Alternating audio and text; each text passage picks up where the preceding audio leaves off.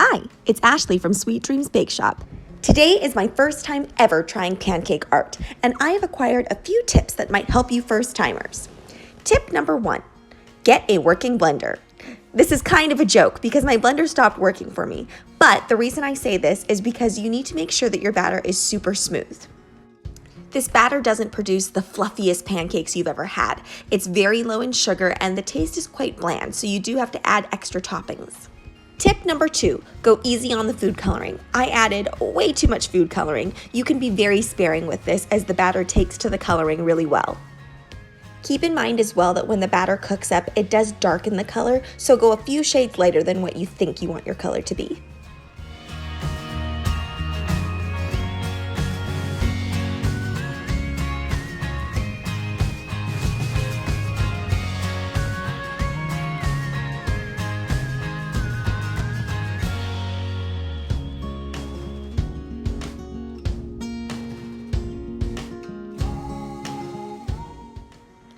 Tip number 3, use a non-stick pan. So if you watched one of my past videos about crepes, then you know that I obviously didn't learn my lesson with this. I thought I added enough oil to this to make it work and make it not stick, but that just wasn't the case. I was pretty sad too because I thought that this pancake would definitely turn out beautifully. The method and order of application of the batters turned out to be right, but unfortunately it was just a giant sticky mess, so I didn't get to keep this really cute thing one. I'm still going to continue to show you the process of how I piped this on because it is useful information in case you do use a non-stick pan.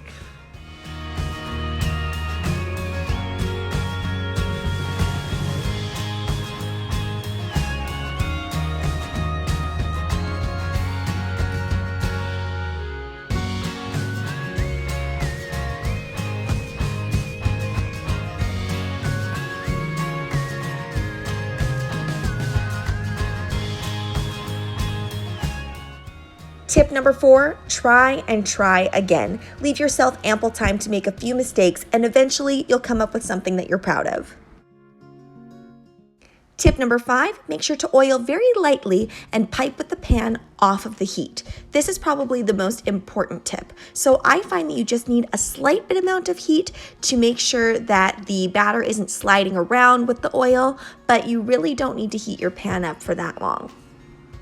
The heat really only needs to activate the piping outline border. And then when you're filling in with that batter, you don't need that batter to set up until you decide to put it back onto the heat. And I'm heating these at around a medium to low setting, and I just flip over once I see bubbles. I also want to note that if you're doing any writing, do it backwards. Tip number 6, use little tiny scissors and white food coloring to touch things up. So I couldn't get a bright white, obviously, because the heating causes a little bit of browning. So I'm just going in with a little bit of edible food coloring and painting the spots I really want to pop. Now I know traditionally when you're making pancake art, you don't do these things, but whatever, no one's gonna know that you cut off a little bit of the imperfections or adjusted things with your bright white food coloring. And finally, here we are at tip number 7, choose easy designs. Now the reason I chose a Dr. Seuss theme is because his type of drawing is really easy for me. I'm able to do it free-handed and it's also very sketched. So if you add a black line here or there and it maybe wasn't intended to be there, it doesn't look ridiculous. It just looks like it was part of the drawing. Of course, once you become an expert, then you can go ahead and make something elaborate.